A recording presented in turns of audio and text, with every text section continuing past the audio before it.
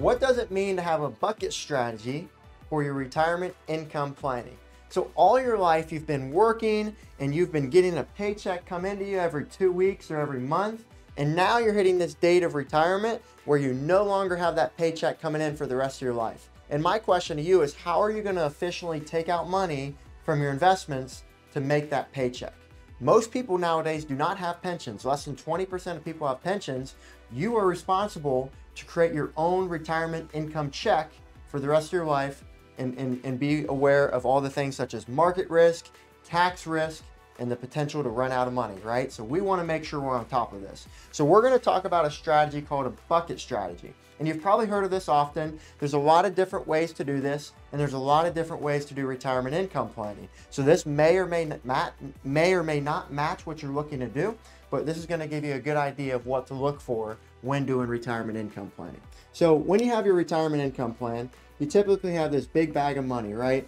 Let's say that you have $1 million that you've saved over your lifetime. And now you get to retirement and you're ready to cash it in, and you're saying, let's get this plan started. Let's make sure we don't run out of money, and let's be able to live and enjoy our retirement. What most people do is they take this bag of money and they put it over here into what I call our risk/growth side of the plan here. The other way you could do it is what's called the protection side. And in the protection side, that's going to be money that you're not going to be able to lose in. There may not be as growth as what's in this side, but it's a little more predictable. And so what most people do is they put their money right here in stocks and bonds, right? That's what your advisor's telling you. That's what the traditional way to do it, right? That's what your 401k people tell you to do. Just invest in stocks and bonds. People have been doing it for hundreds of years, right? Well, is that really the best way to do it? And so right now, stocks are down 17%. Stocks or bonds are down 17%. Stocks are down 25%.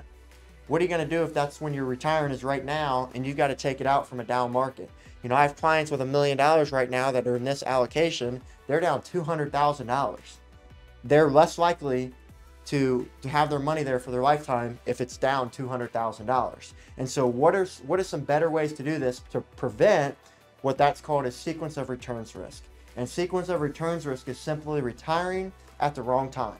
So if you retire when the market's down and you have to take out money, you're facing a double loss. You're facing a loss of the market being down, and you're facing a loss of having to withdraw. And this is also what we call the fragile decade. And so if you retire 5 years before the market goes down or 5 years after, then your $1 million is in jeopardy of being not able to last your lifetime. So what are some ways around that?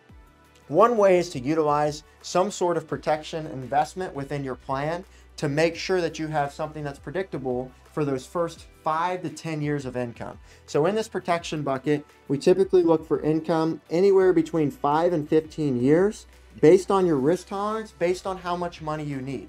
And then we're going to put everything else here in the risk growth bucket, for 10 plus years or whatever we agree to on this side. And the reason why we want to use those time frames is because we don't want to count on the market within 10 years. I love the stock market. It's done great over time, but I am not going to put my clients' money here if they need it as income in the next 3 to 5 years. It's just not a good plan to rely on the stocks going up over time. We've seen some bad times in history to show us that it's not going to be efficient to do it that way. And so we want enough to float us by in case the market's down is the idea here.